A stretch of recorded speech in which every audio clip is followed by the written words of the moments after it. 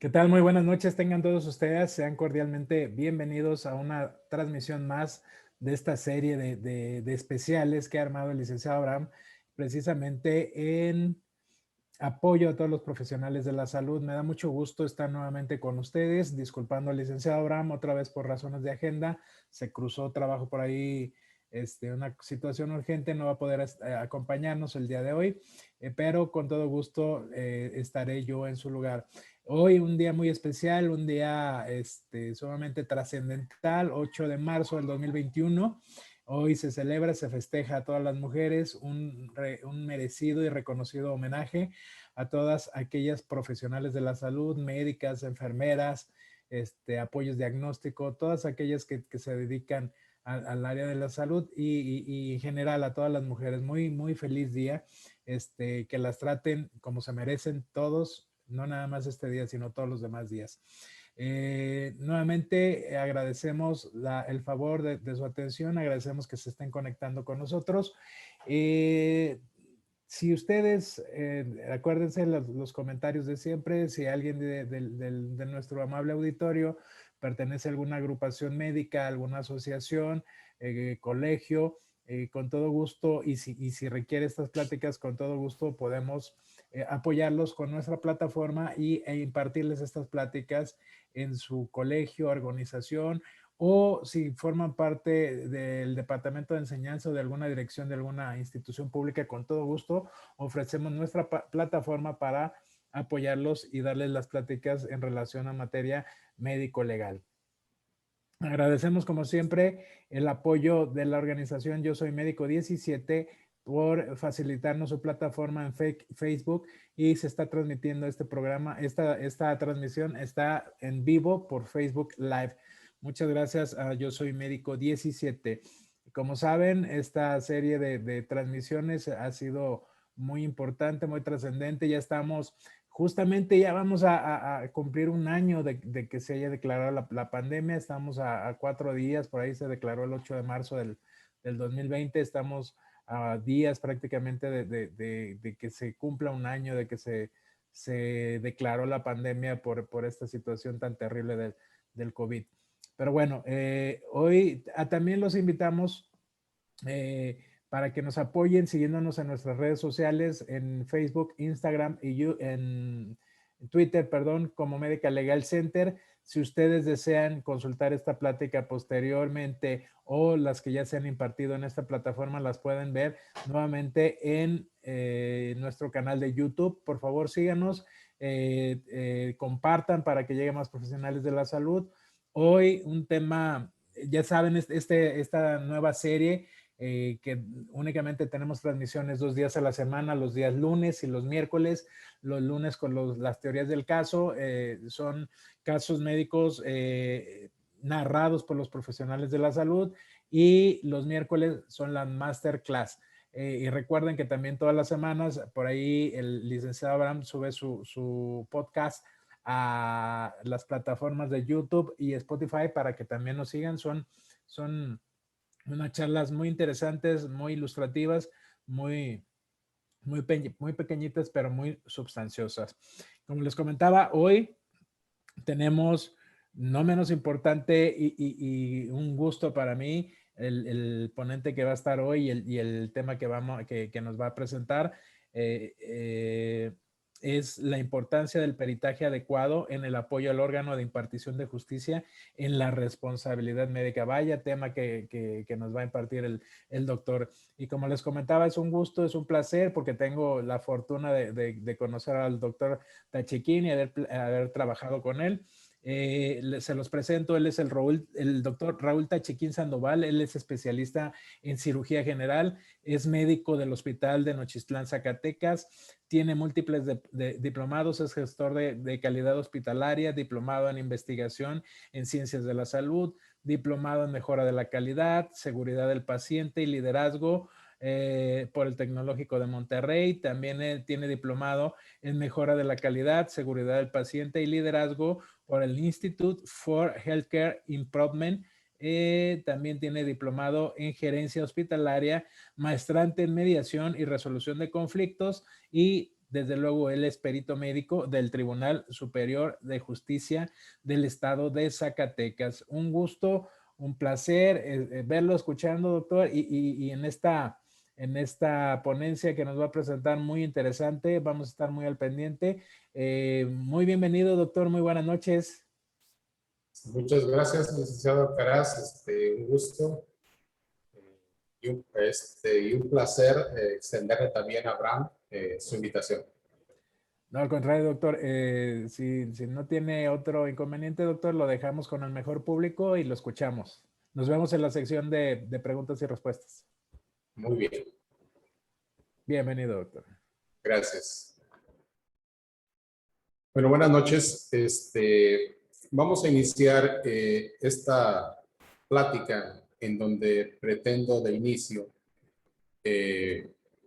pues ilustrar la importancia que debemos tener para juzgar, tomar, invitar o acceder a tener un peritaje adecuado. Esto es en el apoyo precisamente al órgano de procuración de justicia, o sea, al juzgador prácticamente, denotando esa responsabilidad médica como tal, que nos puede servir de mucha ayuda. Pasamos directamente a la presentación. Fue un caso médico legal en el cual iniciamos con la declaración ministerial de la ofendida con un sangrado uterino disfuncional. ¿Sí? Tiene 6 años con ese diagnóstico. Secundario a miomatosis uterina, con sangrado abundante. Se realiza en el consultorio una exploración vaginal y ultrasonido en el mismo consultorio, por lo que se sugiere y acepta por el médico tratante ginecólogo un grado uterino instrumental de inmediato. Se hace la valoración por anestesiología sin problemas aparentes y ya en el hospital se suspende ese legrado uterino por obstrucción en cervix, por miomatosis y se reprograma para el día siguiente una histerectomía total abdominal. Se realiza una hemoglobina en el trans con 6.4 de resultado. El día 12 de diciembre menciona en el transoperatorio, cambia la anestesia general y en el posoperatorio la paciente refiere cursar con vómito, diaforesis, sangrado transvaginal. Del 12 al 15 menciona hemólisis por transfusión sanguínea. Se pide una radiografía simple de tórax, ¿sí?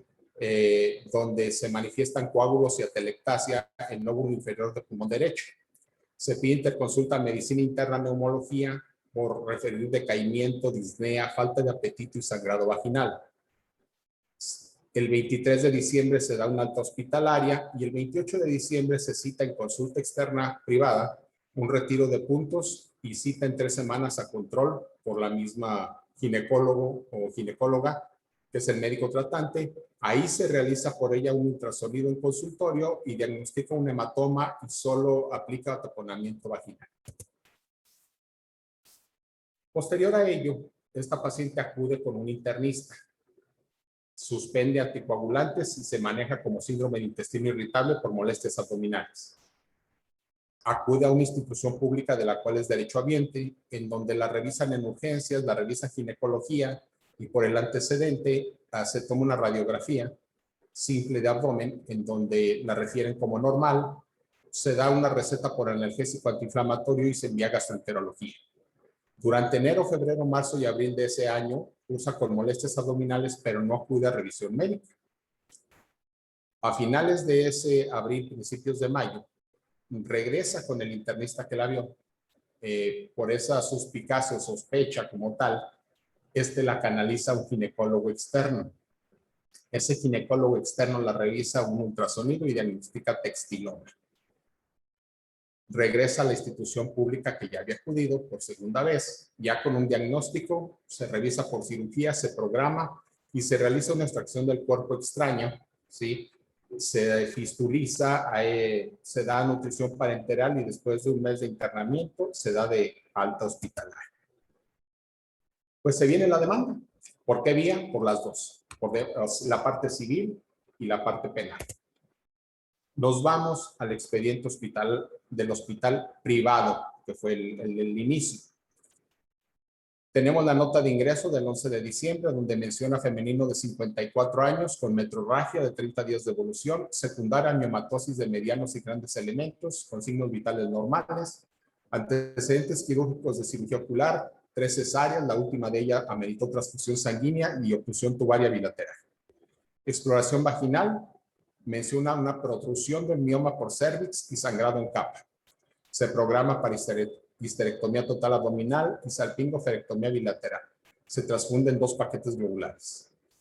El 12 de diciembre a las 2:30 de la mañana se reporta la hemoglobina que habíamos mencionado de 6.4 y el hematocrito de 17.4 con plaquetas normales. Refiere dolor intenso en el antebrazo derecho en sitio de venopunción y se suspende la transfusión del segundo paquete. Existe una nota que me imagino no está indicada como tal, pero debió de haber sido de anestesia, que menciona hemodinámicamente estable, monitorización tipo 1, y se transfunde un paquete globular y 1400 cc de cristaloides. No hay nota de procedimiento quirúrgico y una hoja de consentimiento informado a favor de la paciente otorgada por el cónyuge, o sea, no está firmada por la paciente. El 13 de diciembre, la nota resume buena evolución, pero a las 21 horas hay una nota de interconsulta de medicina interna, neumología, que refiere que por la mañana al levantarse al baño empezó con disnea y diaforesis, con tensión arterial de 130/90, frecuencia cardíaca de 120 y respiratoria de 22 por minuto, tórax sin datos de hipoventilación y datos clínicamente compatibles con tromboembolia pulmonar, manifestados por disnea, taquicardia, taquipnea, en paciente postquirúrgico de pelvis, multitransfundida y con una ictericia probablemente secundaria a hemólisis por transfusión. A las 22 horas está la nota del médico tratante, en donde aparte de todo menciona que presenta evacuaciones diarreicas, se informa a familiares y comorbilidades asociadas. El 14 de diciembre, la nota de medicina interna habla de síndrome de respuesta inflamatoria sistémica, probable tromboembolia pulmonar, la anemia ya un poco recuperada, ya con 9.4, síndrome diarreico, insuficiencia tricuspidia por ecocardio, la hemólisis, y menciona que se retira heparina y se inicia enoxaparina. Hacen un ultrasonido que menciona una colelitiasis no agudizada y atelectasias de pulmón derecho por hipoventilación y neumoperitoneo postquirúrgico. El 15 de diciembre refiere mejoría, infiltración de soluciones y se recanaliza en otro sitio. Ahí existe un reporte de radiología, el cual menciona ultrasonido sin líquido libre en cavidad, vejiga normal y la cúpula vaginal sin alteraciones. No detecta masas ni posibles hematomas. Eso llega a la conclusión del radiólogo 1.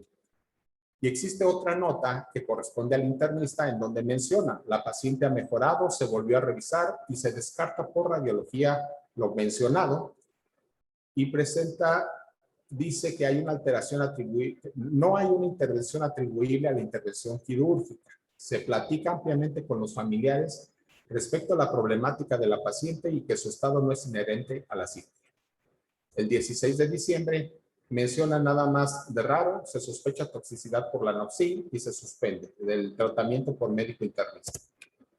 El 17, mejoría clínica, son un vómito y edema leve. 18 de diciembre, nota abdomen blando depresible sin datos de irritación peritoneal, mejoría y prealta. El 19 de diciembre lo mencionan como alta por mejoría. Y el 21 de junio, ¿por qué es la diferencia aquí de las fechas? Porque regresa al mismo hospital privado y recordemos que esta revisión es ya del expediente. ¿Sí? Esto lo volveremos a tomar más adelante. Ok, ¿qué otro? El expediente del hospital público, de la cual es derechohabiente. Recordemos que fue dada de alta a finales de diciembre. El 20 de enero está una nota de urgencias y ginecología que habla a las 17:30 horas como femenino de 54 años posoperada de histerectomía total abdominal en medio privado. Refiere dolor en hipocondrio derecho e hipogastrio y abdomen globoso extensas de panículo adiposo y distensión abdominal, con tumoración sólida en cuadrante inferior derecho y parte media. Se solicitan RX de abdomen simple. A la media hora está la interpretación de las radiografías, en donde menciona que se aprecian los psoas bien marcados, no niveles ni datos de textiloma u otra alteración. Tratamiento sintomático y envió gastroenterología. El 8 de marzo de ese mismo año, gastroenterología nada más dice, no se presentó. Ya vuelve a tener ese expediente notas hasta el 31 de mayo, en donde ya con el diagnóstico de textiloma, sí, en el sentido de la línea de tiempo, sí, se menciona como ingresado con diagnóstico de subluxación intestinal, masa pélvica de origen a determinar, sí, y refiere que desde su cirugía ha presentado dolor abdominal en flanco derecho y masa palpable en dicha región. A las 11 de la mañana se hace la valoración por cirugía, habla de la exploración física y dice que se localiza masa en fosa ilíaca derecha y mesogastrio del lado derecho, con peristasis presente y canaliza gases, y concluye con el diagnóstico de cuerpo extraño, probable textiloma. Se realizan las valoraciones necesarias, como es la anestésica, cardiológica y por neumología, por el antecedente de la tromboembolia presentada, y no contraindican acto quirúrgico, el cual se realiza y se programa para el siguiente día. El 1 de junio concluye la nota posoperatoria, la aparotomía exploradora, se retira textiloma, lavado quirúrgico, termina acto sin accidentes ni incidentes, se menciona fiabilidad de asas intestinales y se deja Penrose, cirujano. Del 2 y 3 de junio hablan sobre salida de material de aspecto biliar y seromático por Penrose. 4 de junio se coloca catéter central, se solicita e inicia nutrición parenteral por la fístula. Del 4 al 23 de junio, este drenaje va disminuyendo paulatinamente. El 24 de junio se inicia dieta y vía oral. El 25 se ve la tolerancia de la misma y se retira Penrose. El 29 de junio la consideran en buenas condiciones y dan el alto hospitalario. Entonces ya revisamos ahorita lo que declaró la ofendida, el expediente del hospital privado, que fue donde fue realizada la cirugía, y el expediente del hospital público. Obviamente, en resumen, las declaraciones ministeriales del personal de salud involucrado. A esto nos estamos llevando en el entre el proceso en el hospital privado, en el público y de regreso al público. Nos habla el 11 de octubre, ¿sí? La declaración por el ginecólogo, el médico tratante, el cual dice que se reserva el derecho de declaración. El 13 de enero, ¿sí? Citan al anestesiólogo, el cual pues menciona sin ningún problema que la atendió tanto en el legrado por la noche, que fue suspendido, y la histerectomía por la mañana sin problema alguno, y no se dio cuenta de otra cosa. El 14 de enero citan al primer ayudante, que en este caso también es especialista en ginecología, el cual menciona que al término de la cirugía se solicita la cuenta, que estaba completa, no tuve conocimiento que se haya dejado cuerpo extraño en cavidad, y sobre todo lo que se me preguntó, manifiesto que probablemente el conteo fue mal llevado por circulante e instrumentista. El 23 de febrero de ese año, o sea, del año siguiente a cuando estaba la paciente en problemas, se cita también al instrumentista y al circulante.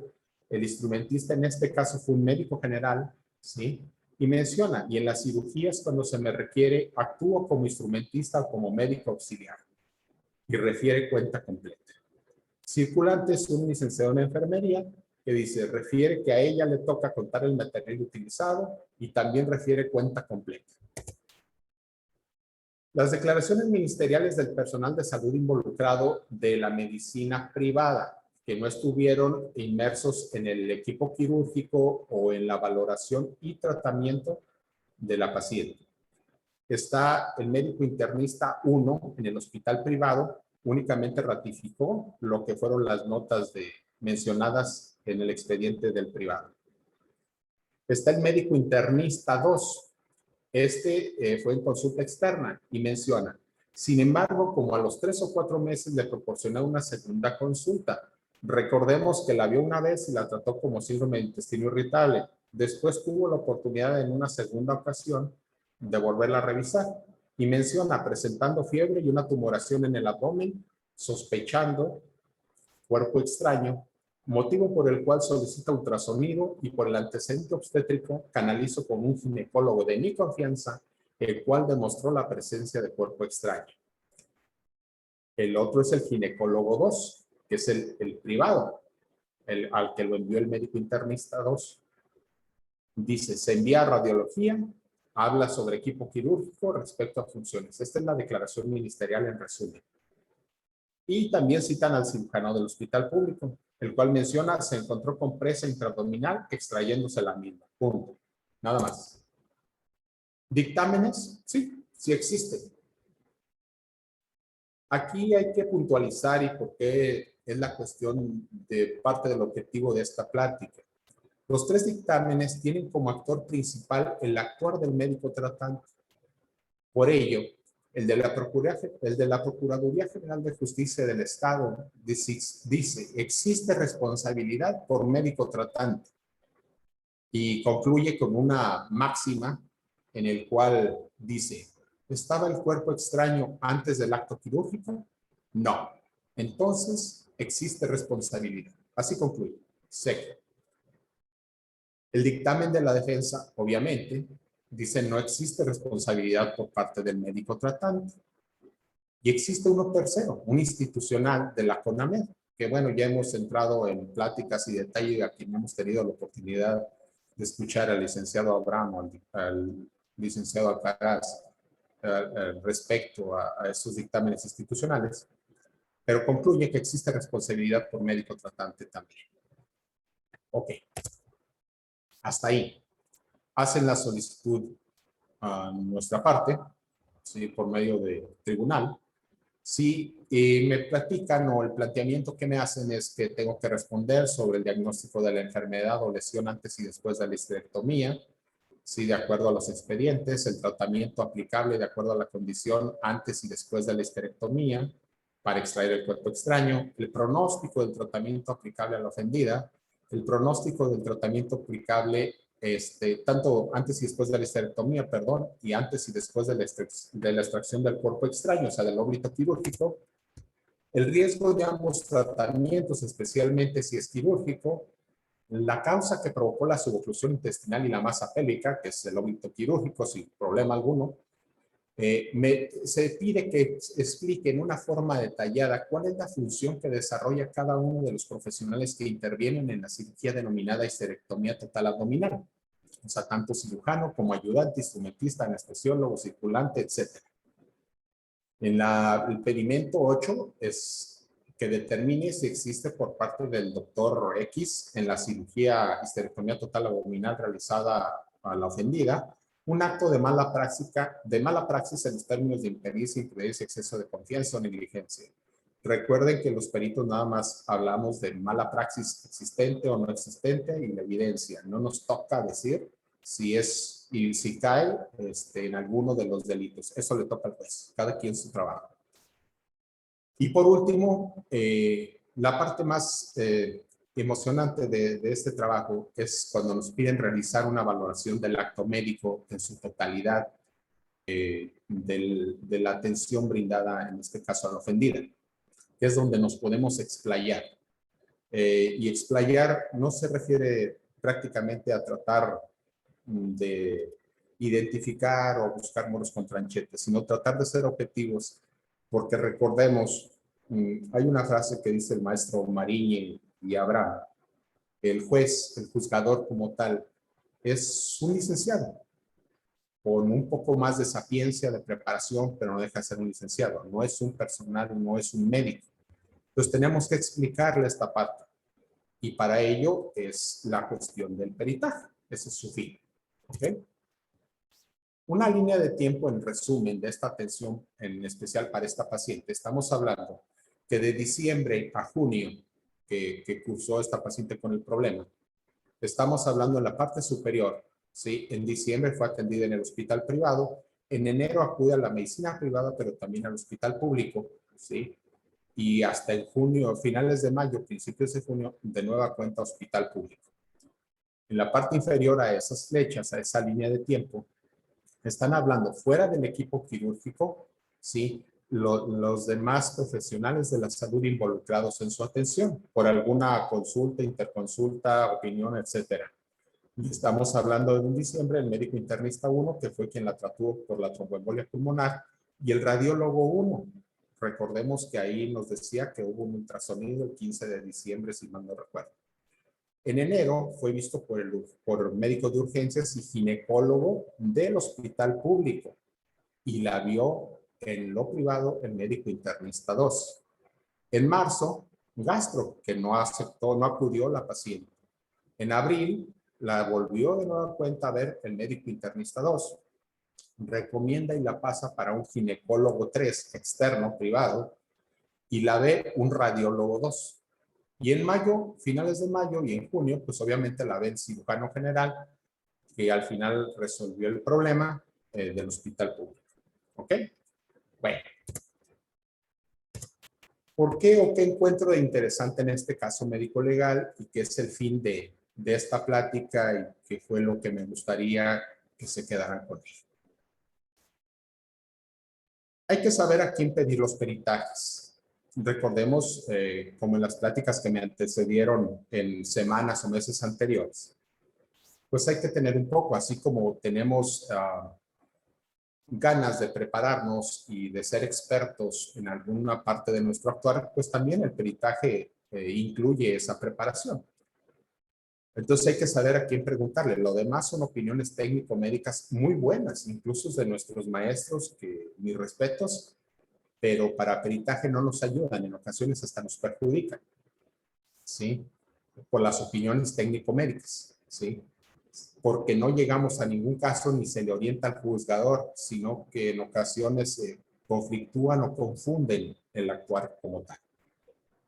Bueno, obviamente no hay ningún problema y no es comercial, pero si están o tienen un seguro de responsabilidad profesional, bueno, pues es anuncio para Medical Legal Center y demás, pues no tienen por qué preocuparse, tienen licenciados expertos en esta cuestión y tienen peritos de asesores o de apoyos muy avanzados, de los cuales están mis maestros, ¿sí? La doctora Lilia, Elena, Mariñe, etcétera, etcétera, y con el luto que mencionaban la semana anterior de un maestro que partió. Pasando a ello, vamos a hacer una cuestión interactiva en esto. Estamos hablando, por favor, ¿existe responsabilidad? Por favor, tienen unos segundos para participar.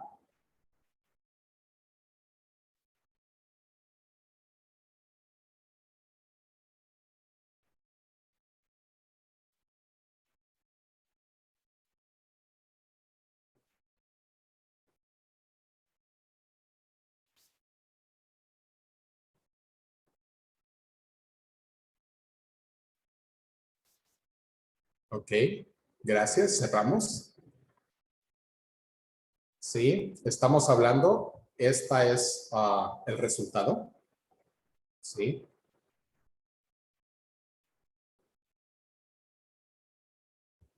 vamos a hablar.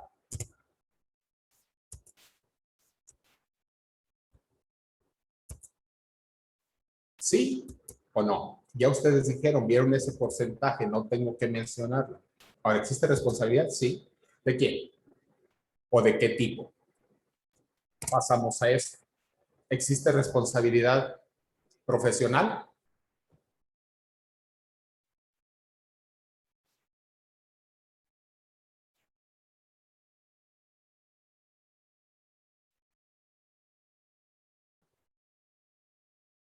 Perdón, ¿eh?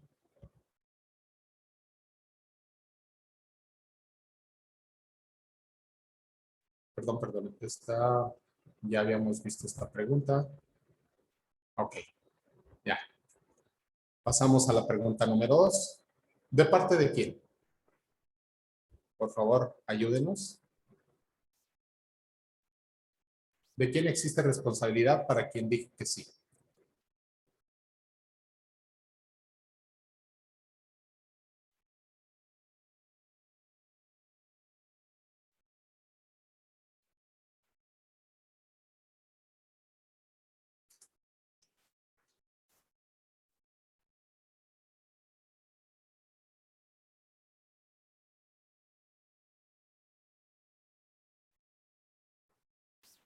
Ok, cerramos. Vean los resultados. ¿Para qué es esto?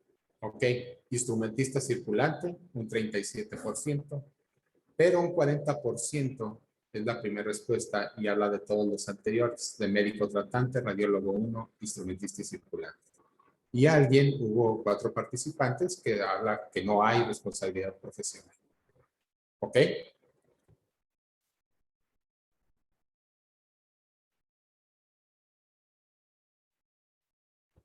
Pasamos a ello. ¿Por qué hasta cierto punto estamos hablando de esto? Debemos dividirlo por etapas. En esta etapa estamos hablando del hospital privado, del momento o la cuestión en la cual fue la intervención quirúrgica. ¿Ok? Hablamos del médico tratante. ¿Ok? Ahorita vamos a ver por qué sí, por qué no, por qué el instrumentista circulante o por qué pudo haber sido el radiólogo, como opinaron algún, o de todos. Pasamos a la etapa 2. En el hospital público, ¿sí? Existe alguien en la cuestión de responsabilidad profesional que se le pueda fincar alguna responsabilidad. En este caso estamos hablando del ginecólogo 2.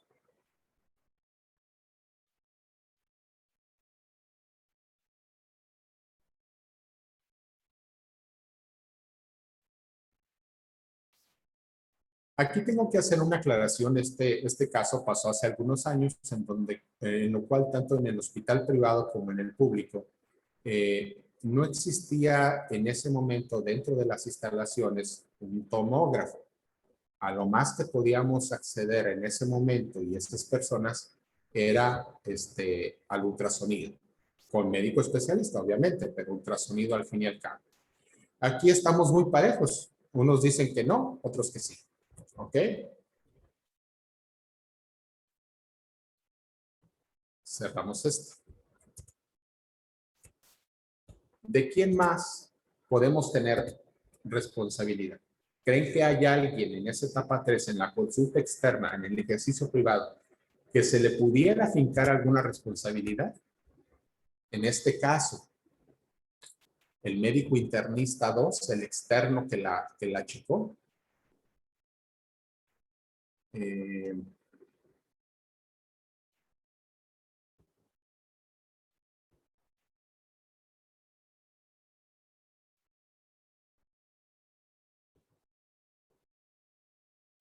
¿Creen que exista eso?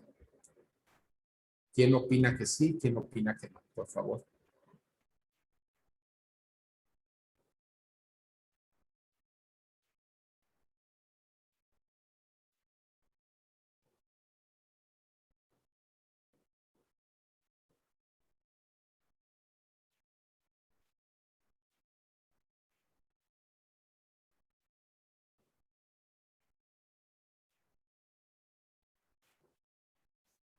Ok, cerramos.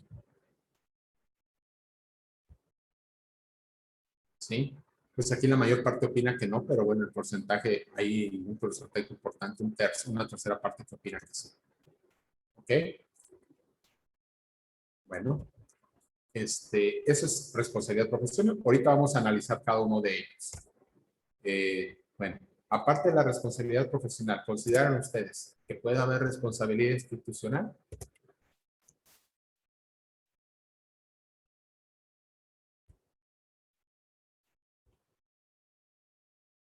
Por favor, apóyennos con ello.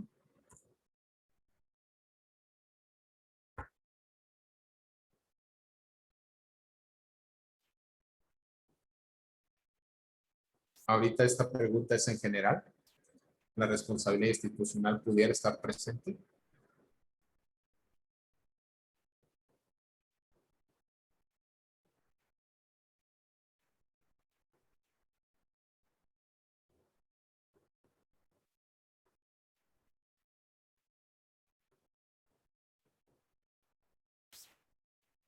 Ok.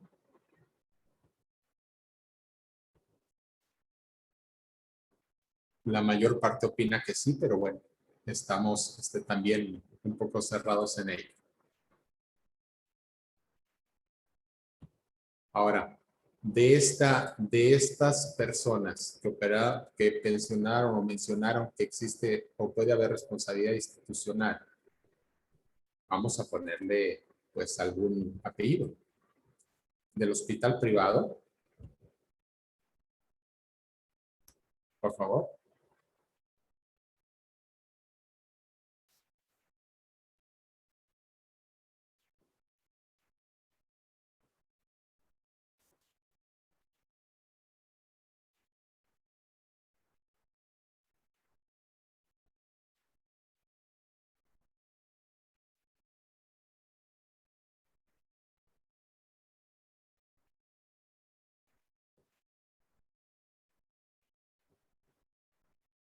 Ok, lo cerramos.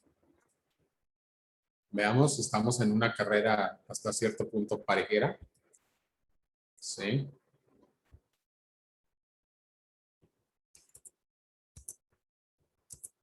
¿En cuanto a qué?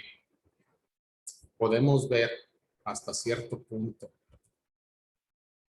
qué tanto creen ustedes o consideran que pudo haber también tenido responsabilidad institucional el hospital público.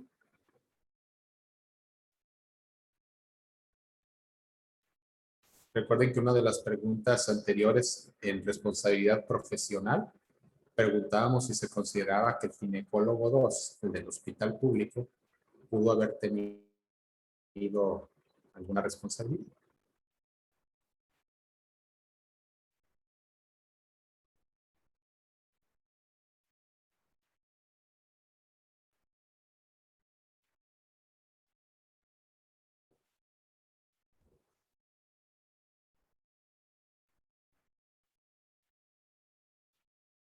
Ok, cerramos. Estos son los resultados, o sea, más parejo no puede estar la respuesta. ¿Sí? Y pasamos a lo anterior. Bueno, está bien, estamos tratando de ejemplificar y de juzgar el actuar individual o el actuar institucional acerca de si es responsabilidad profesional, obviamente, e institucional. Pero tenemos otro tercer factor. ¿Sí? ¿Cuál es ese tercer factor? ¿Y la paciente? ¿La paciente qué?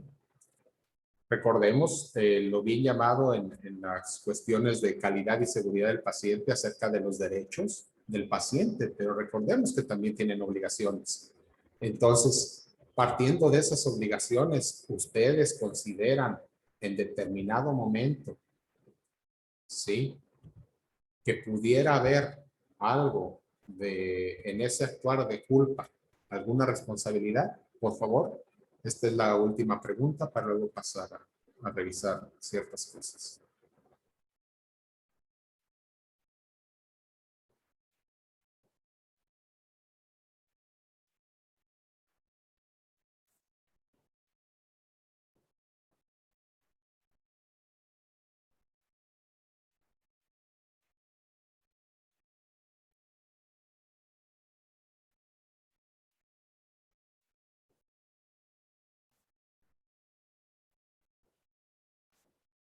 Okay.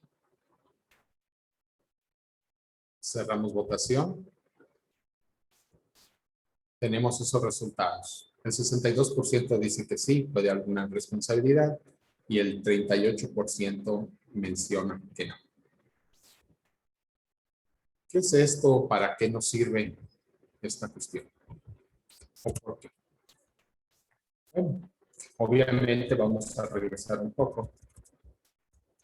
Si lo vemos aquí, vamos a platicar. Para los que consideraron que el médico tratante pudo haber tenido responsabilidad profesional, cabe puntualizar en esto que vemos esas opiniones tan variables en nosotros como médicos, con o sin conocimiento en este caso, porque ignoro quién contestó sí, quién no, de conocimiento que han tenido en su actuar algún peritaje. ¿Por qué decimos del médico tratante? Si evidenciamos en este caso, el médico tratante creo que hizo lo que tuvo que hacer de inicio.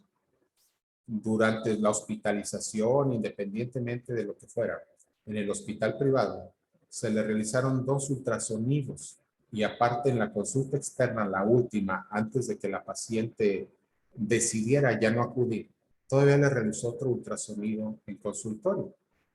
Y en ninguno de ellos, en la cual solo ella intervino en una ocasión, los otros 2 fueron por radiólogos del hospital privado, el mismo radiólogo, no menciona la presencia de textiloma. ¿Sí? En este caso, el médico tratante ya no tuvo la oportunidad de dar un seguimiento a la paciente, simple y sencillamente porque la paciente, pues, enojada o en su momento sintiéndose mal, ya no confió en él.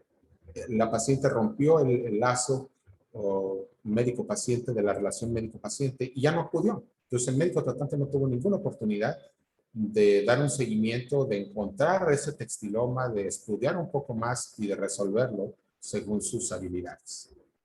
Nada más que quede así. En cuanto al actual, ¿sí? Instrumentista y circulante, que estaban juntos en la pregunta.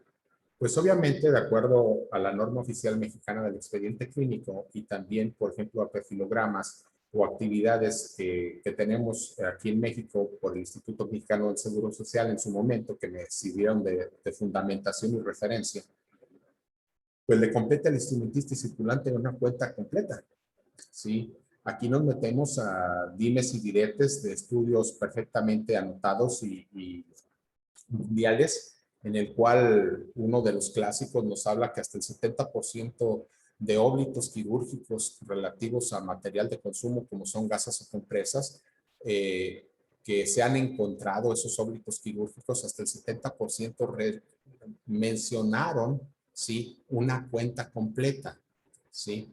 Entonces, instrumentista y circulante aquí pudo haber sido la falla que, pues que no tuvieron un control adecuado, que probablemente o en el conteo o bien en el momento de cuando se otorgan ese tipo de material no se hizo la cuenta. O sea, había una de más o no contaron bien. Ese es su problema. ¿Por qué del radiólogo 1? ¿O por qué pudo haber? Muchas de las personas hablaron de todos, o sea, incluido ese radiólogo 1. La verdad es sumamente difícil localizar un cuerpo extraño de ese tipo, independientemente del tamaño, por el ultrasonido en las primeras semanas, máxime si en este caso, porque no lo ignoramos, si está por atrás del ciego o por atrás del sigmoides y en el momento del ultrasonido ese intestino grueso tiene una cantidad moderada o exagerada de aire, de gas, es prácticamente imposible porque aún en ese momento no existe una reacción inflamatoria o una respuesta para englobar o tomar ese cuerpo extraño en el abdomen. Entonces, la mayor parte coinciden los radiólogos que es, si no se cuenta con material radiopaco o algún otro signo, como aquellas famosas argollas metálicas o de plástico que tienen o que deberían de tener en aquel tiempo esas compresas, pues de inicio era imposible localizarlas por la mimetización, incluso buscándolo en una vista directa. ¿Ok? La etapa 2 en el hospital público. El ginecólogo 2, pues bueno, la vio, la revisó. Lo malo es que en su nota, él menciona que encontró una masa. Pidió la radiografía simple, que era lo que tenía a la mano. Y en la radiografía simple, al menos la interpretación no encuentra nada. Volvemos a lo mismo. No tenía absolutamente ningún medio radiopaco, ¿sí?, que pudiera ayudar a encontrar, y obviamente la reacción todavía no era suficiente para encontrar asas intestinales, ahora sí el conglomerado de que cause este problema cuando lo engloba, ¿sí?, cuando lo toma el organismo para ello. ¿Por qué en la etapa 3 hablamos el internista? 2, el que la vio afuera. Bueno, él tuvo y tuvo la oportunidad de revisar a la paciente una primera vez y lo diagnosticó nada más como síndrome de intestino irritable. Hasta cuando regresó, él sí tuvo la oportunidad de sospechar, porque la paciente regresó a verlo otra vez, de sospechar que pudiera haber algo más. Y obviamente lo hizo de la mejor manera. Él lo canalizó pues a otro especialista, dado que eso no le competía, lo canalizó con otro ginecólogo que hizo el pedimento, y llegaron a ese diagnóstico. ¿Por qué responsabilidad institucional? Habíamos mencionado del hospital privado, pues según y probablemente sea la cuestión del dictamen institucional. La CONAMED o las comisiones estatales en muchas de las ocasiones son muy dadas, y no es malo, es bueno, son muy dadas a tomar la mala praxis respecto a un llenado inadecuado o insuficiente o incompleto en el expediente clínico. Entonces, ¿puede existir responsabilidad institucional? Pues en ese caso, sí. ¿De qué otra forma? Una corresponsabilidad, porque por el personal del hospital, el instrumentista y circulante, seguimos en la declaración, el instrumentista en este caso era un médico general, sí, que era el médico contratado por la institución privada y que era el que hacía las funciones o de instrumentista o de ayudante, depende de lo que se presentara. Es trabajo, ¿sí? Pero era un médico general en esta ocasión. Y circulante, pues porque es parte de lo que comentamos acerca del conteo y de la relación que debe de haber del material de consumo, ¿sí? ¿De quién más? ¿Del hospital público puede haber responsabilidad institucional? ¿Por qué se los menciono? Porque en la demanda civil que mencionamos, la paciente acudió y preguntó en cuánto saldría, en caso de no ser derechohabiente de esa institución, en cuánto le saldría el costo por día, de acuerdo a lo que estuvo más o menos recibiendo en ese mes que duró internada, incluida la nutrición parenteral, los cuidados, la cirugía de extracción del cuerpo extraño, etcétera, etcétera. Entonces, en ese caso, era un monto, pues, exorbitante. Ustedes saben que el derecho a biencia, tanto el Instituto Mexicano del Seguro Social como el ISSSTE, la verdad sale muy caro, porque ellos te ofrecen y no toman en sí nada más lo que ocupas, sino que te dicen, tengo todo el staff y los medios para hacerlo, y eso incrementa mucho el costo. ¿Por qué hablamos de responsabilidad institucional? Porque tuvo una primera visita y una valoración. Entonces también puede resultarle uno, aunque en su momento ya hablamos sobre la responsabilidad profesional o individual que pudo haber tenido en la primera ocasión el personal de urgencias y el ginecólogo de la primera ocasión. Ya cuando regresa con el diagnóstico, bueno, ya su actuar no tuvo ninguna duda. ¿Sí? ¿La paciente abandonó? Sí, la paciente abandonó su tratamiento, abandonó su médico y no le llevó absolutamente ninguna cuestión del médico hasta cuando llegó la demanda al médico. Entonces, la verdad, el paciente en este momento también está faltando a sus obligaciones como tal. Esto no compete a que tenga que tener mayores problemas, pero recordemos, el objetivo de esta plática o de este ejemplo es como sin errores tanto de nuestra parte, de la redacción o de cuestiones administrativas, porque ahorita no venimos a ejemplificar el problema del expediente clínico, de que si faltaron algunas notas o no, de que si se perdieron, etcétera, etcétera, que ahorita lo vamos a ver en las preguntas. Lo que queremos es ver que si existe una comunicación adecuada entre el perito médico y el juzgador o el abogado, obviamente para ejemplificar y objetivizar, pues va a ser mejor, y esa mayor objetividad como tal es mejor para cualquiera, tengamos o no tengamos culpa, resultemos o no con mala praxis. No nos corresponde a nosotros juzgar, o sea, eso, hablar de impericia, imprudencia, negligencia, etcétera, no nos toca, o sea, nada más tenemos que ver y decirle si existe, no existe, y si existe es por esto, no existe por esto, o es de otra persona.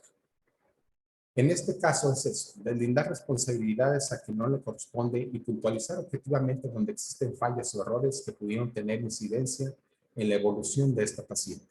Gracias a Dios no hubo mortalidad, ¿sí? O sea, se realizó lo que tuvo que hacerse, pero bueno, pues hubo morbilidad y disminución o pérdida de la calidad de vida en ciertos momentos, etcétera, etcétera. Bueno, para ello es la dirección, mis contactos. Espero haber transmitido cuál era el objetivo de esta plática, ¿sí?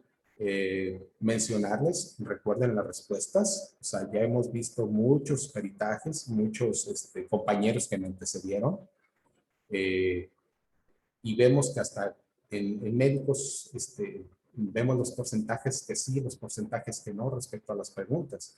Entonces, imagínense cómo se les puede volver la cabeza a un juzgador que no es y no pertenece al gremio médico con un peritaje no adecuado.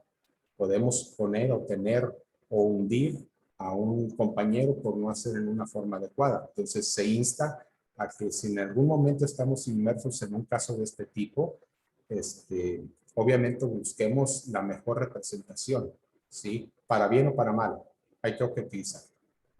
Muchas gracias, licenciado Alcaraz, a sus órdenes. Muchísimas gracias, doctor. Excelente presentación.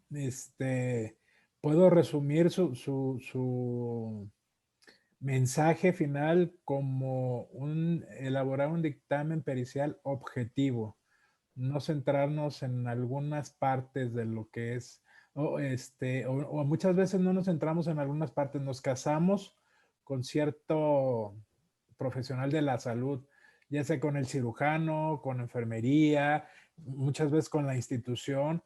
Y aquí lo que dice es formidable, doctor. Visualizar el todo, lo que implica el emitir una opinión sobre una atención médica, pero es valorar todos los puntos y todas las aristas que tienen, no centrarnos en una sola cosa, porque al final de cuentas, como bien dijo al final, ¿cómo vamos a orientar al juzgador si no sabemos, si no tenemos los elementos, ni nosotros mismos nos ponemos de acuerdo?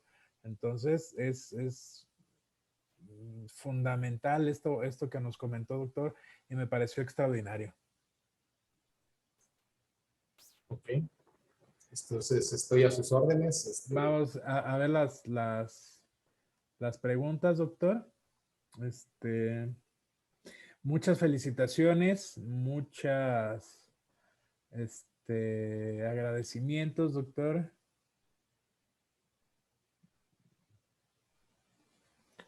Dame un segundo.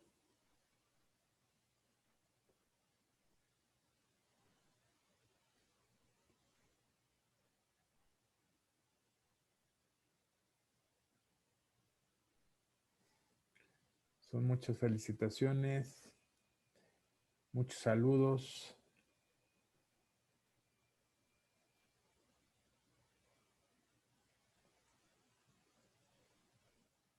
Y le pregunta al doctor Alberto Luna, Luis Alberto Luna, dice que su preocupación es porque la autoridad solicita evaluar el acto médico y no la atención médica, ya que en la práctica institucional se tiene definido claramente la atención médica y no el acto médico. Y la segunda pregunta es ¿por qué la autoridad equipara el dictamen técnico médico institucional de organismos como la CONAMED a un dictamen formal, a un peritaje formal? Ok. Bueno, de inicio como tal, creo que todos debemos de hacer los peritajes del acto, de la atención médica como tal. Sí, no necesariamente o únicamente si me piden juzgar a una persona, como es en este caso. En este caso, por eso les comenté, en los 3 dictámenes anteriores juzgan a la persona. O sea, estamos hablando sobre el nombre del médico tratante. Únicamente, por eso uno dice, existe responsabilidad. Obviamente el de la defensa dice que no. Y el de la CONAMED, al leerlo, se supone y en muchas de las ocasiones por sus lineamientos y cuestionamientos y quien alguna vez vamos a quitar la cuestión de la parte de anuncios de los cursos de CONAMED que son muy buenos para saber, para conocer qué es lo que piensan ellos. Ellos ven sobre todo la norma oficial mexicana, o sea, estoy de acuerdo, pero si somos demasiado cuadrados y no le damos a entender al juzgador qué es lo que pide, pues sí existe en algunas de las preguntas que estaba viendo, perdón, quizá me adelante, nos dicen, bueno, es que quedé confundida. Ok, el médico tratante, en lo personal, mi dictamen dice, no tiene una responsabilidad profesional. Se los expliqué en una forma. Esto estamos hablando que cuando a mí me tocó con todos los dictámenes, declaraciones, etcétera, etcétera, Esta persona, el médico tratante, estuvo privada de la libertad alrededor de 72 horas, ¿sí? De inicio. Salió y todo esto y muchas otras cuestiones, pero fue únicamente dirigido al médico tratante como tal. Sí, tardó 5 o 6 años. Yo cuando hice el dictamen ya tenía 5. Estamos hablando de la impartición de justicia tanto en ese tiempo como en el actual. Sí, entonces hay que juzgar más que todo el acto médico. Yo en lo personal, que bueno, es solamente una opinión y así deben de tomarla, personal, si juzgamos que no hubo nota posoperatoria, si juzgamos que el consentimiento informado fue únicamente firmado por el cónyuge y no la paciente, pues sí, hay algunas notas y dicen el expediente clínico nos salva o nos hunde. Sí, si somos muy cuadrados, sí nos ayuda. Pero, por ejemplo, en esto, si no ejemplificamos que una nota presente o no presente, se supone que estamos obrando de buena fe. Fue la que concluyó, o sea, está bien, no hice la nota posoperatoria, pero me di cuenta del textiloma. No. Hice lo necesario mientras estuvo internado. Sí. Pedí apoyo a quien debía, como en este caso el radiólogo 1, y lo encontró. No. ¿Es problema del radiólogo? No. Ya lo justificamos y pueden preguntar ustedes, al igual que yo lo hice en su momento. Hay muchas justificaciones que no puedes encontrar un textiloma en las primeras 2 semanas máximo si no tiene ni reacción inflamatoria, ni cuerpos radiopacos o alguna otra cosa que nos puedan orientar o ayudar. Ya cuando pasaron los meses y el segundo radiólogo, pues encontró en el ultrasonido asas intestinales, puede encontrar líquido libre, puede encontrar muchas otras cosas.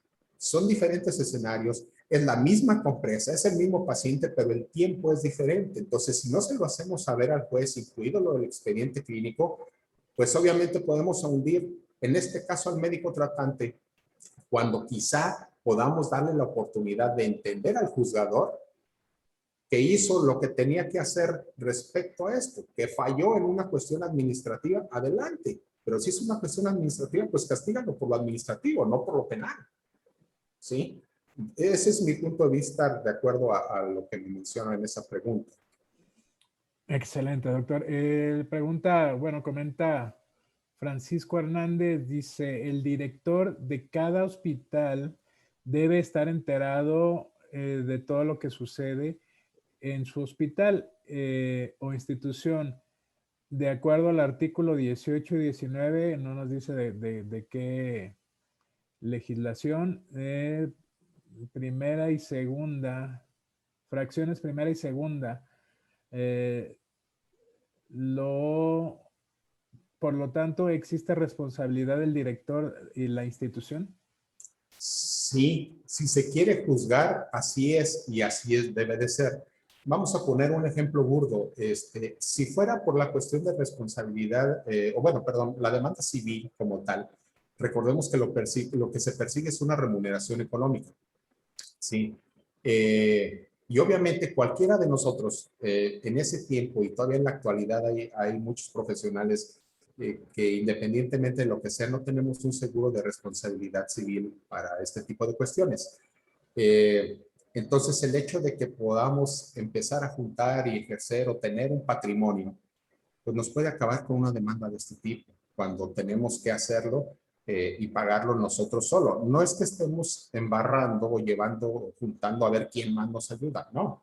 Si existe una responsabilidad y en ello existe el delito y el juez dice tienen que pagar, un ejemplo, 1,000 pesos y me dicen tú como médico tratante debes de pagar 100, 200, 300 pesos, pero falló también otro profesional de la salud y aparte una responsabilidad institucional, yo creo que a todos nos interesa y a todos nos conviene el hecho de repartir esa culpa monetaria. Así no quedo, pues lo que trabajé, no sé, 2, 3, 5, 20 años en el ejercicio de mi profesión, ¿sí?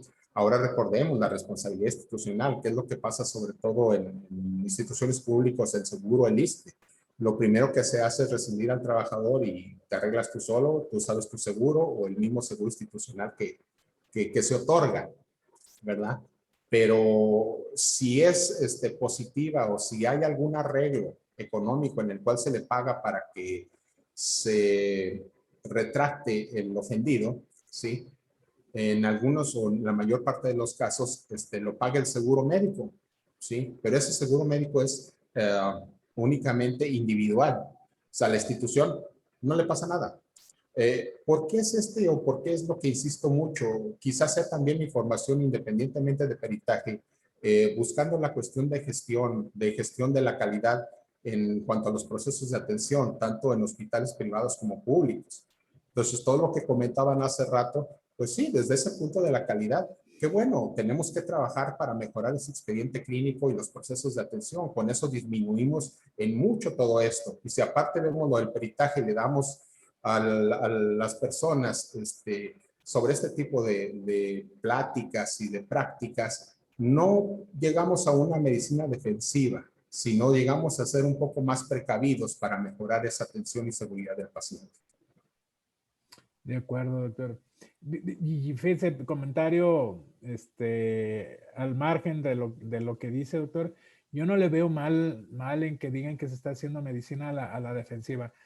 Desgraciadamente, por cómo está la situación, cómo están los tiempos, cómo está la información o pseudoinformación o mala información que nos provee Internet, ya todos los médicos tienen que hacer este tipo de medicina, doctor. No es porque hagan mal su trabajo, sino es porque muchos pacientes hacen mal y pretenden obtener, como usted dijo, únicamente el beneficio económico. Entonces, yo no le veo mal.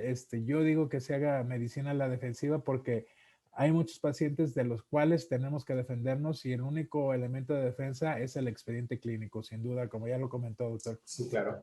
Otra pregunta, dice Olivo Rodríguez, ¿por qué se pone a un instrumentista a instrumentar a un médico general? No es su competencia.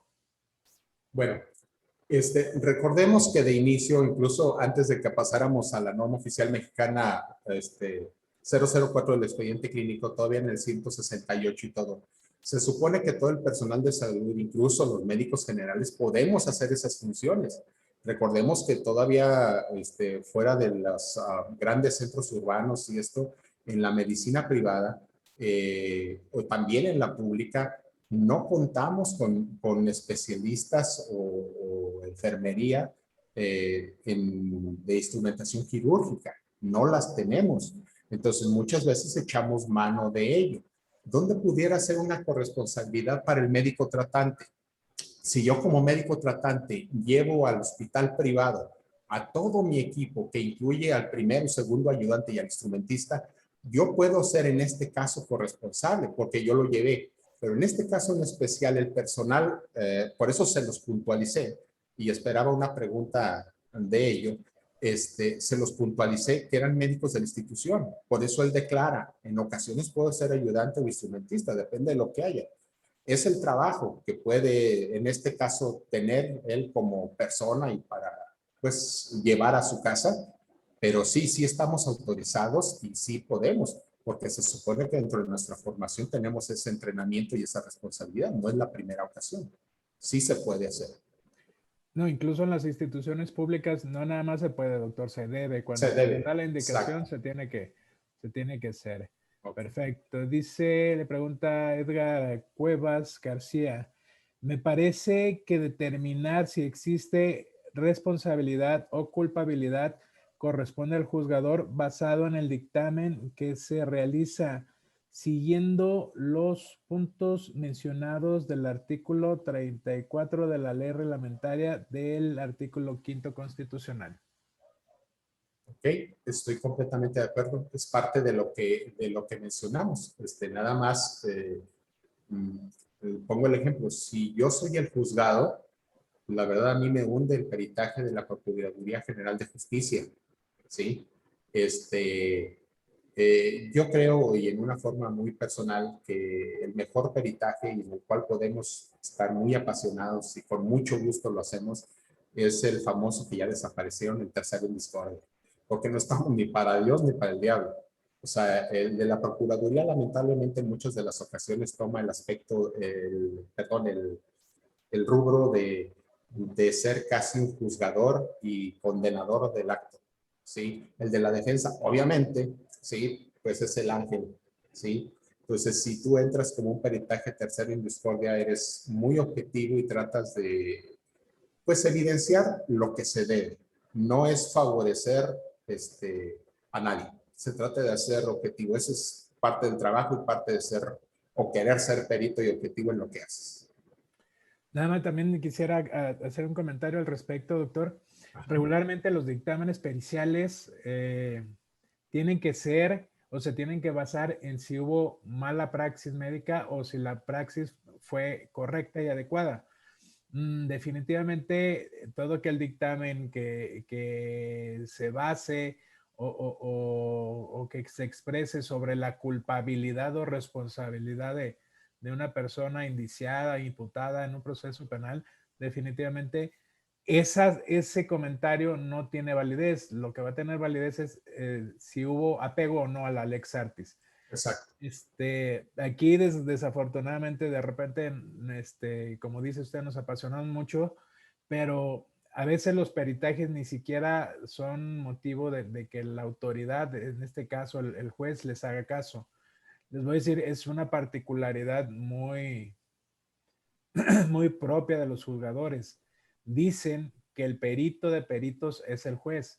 Es decir, quien tiene el conocimiento, aunque no sea especializado, porque él analiza todas las circunstancias que rodean al caso, es el juez. O sea, muchas veces, aunque uno diga, o haga algún comentario en sus dictámenes periciales, muchas veces no van a ser tomados en consideración por el juez. Por eso, regularmente los peritos no se pronuncian y no deben de pronunciarse sobre la culpabilidad, porque quien se pronuncia precisamente sobre la culpabilidad es el mismo juez. Sí, así es, estoy completamente de acuerdo. Él es el que decide.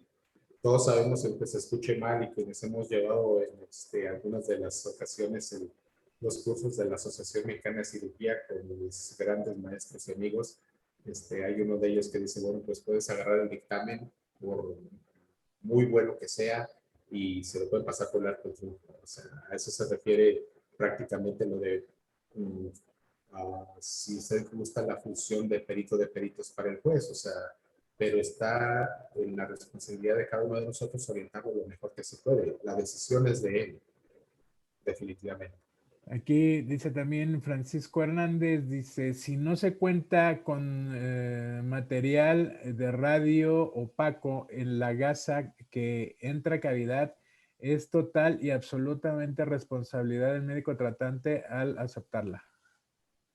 Sí, sí, estoy de acuerdo en ello. ¿Por qué? Porque cuando estamos, todos los que somos quirúrgicos sabemos que nos tiene que avisar el personal de enfermería, pues alguno como alguna de esas cuestiones.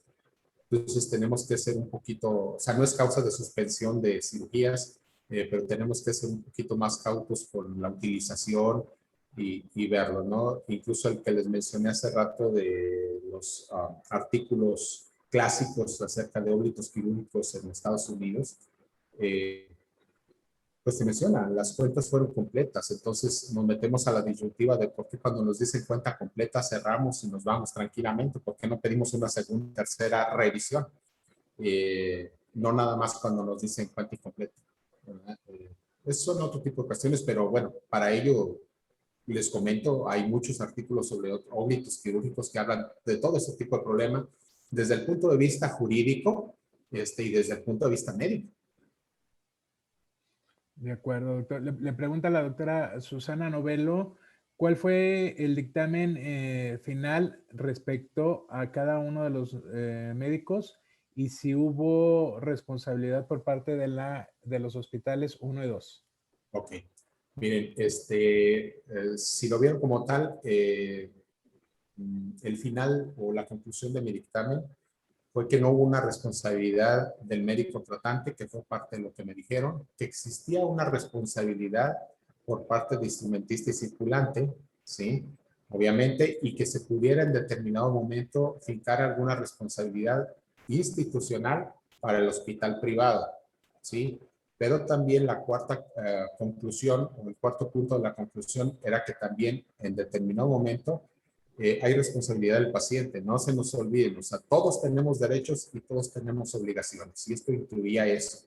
Eso fue parte de lo que me llevó a mencionar acerca del médico tratante, porque bueno, pues no supo.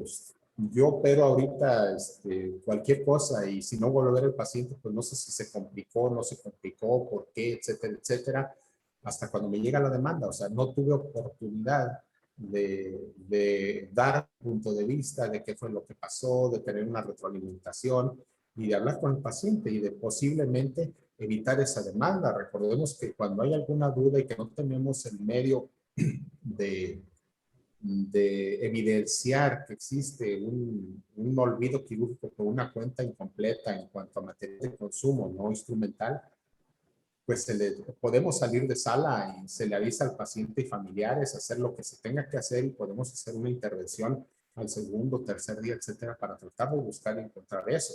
Sí es responsabilidad y ya es norma desde hace muchos años que todo material, en este caso gasas, compresas, esos deben de tener material radiopaco precisamente para tratar de disminuir este tipo de problemas. Doctor, nos preguntaban si, precisamente al respecto, José Luis Martínez, se recomienda en cirugía de cavidad usar compresas que son más voluminosas o ligar, en lugar de gasas que son pequeñas. Ok, o sea, estoy de acuerdo. Todos sabemos y más los quirúrgicos acerca de los conceptos de buena práctica, independientemente de toda la normatividad que existe, sobre todo y a la que se le ha dado mucho énfasis en los últimos tiempos, en los últimos años. Pero sabemos que esa compresa, pues no sabemos, probablemente fue para separación y para tener un mejor campo quirúrgico. No sabemos cómo fue utilizada, o sea, no existe. Yo sé que si es esto, son las gasas, son gasas montadas, etcétera, etcétera, etcétera. O sea, yo creo que todos lo sabemos, que hay una responsabilidad, sí, sí pudo haber una responsabilidad de quien sea, del hospital privado por no contar con ello, etcétera, etcétera. A lo que se culmina y lo que queremos es hacer lo mejor de la buena práctica que es posible. Pero incluso en situaciones de buena práctica en hospitales de excelencia, pues también suceden estas cosas. Lo que pasa es que hay muy poco reportado acerca de óbitos quirúrgicos, a pesar que todos tenemos conocimiento, nos pasó en alguna ocasión algún problema de este tipo. Perfecto, gracias doctor. Muchos saludos, muchas felicitaciones. Le mando saludos al doctor José Alfredo Sendejas Vázquez.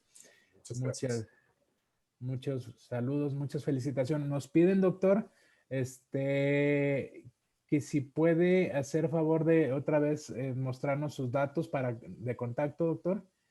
Okay.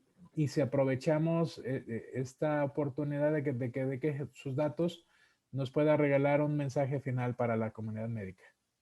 Ok, bueno, esos son mis datos, es mi correo personal y esos dos números telefónicos como tal.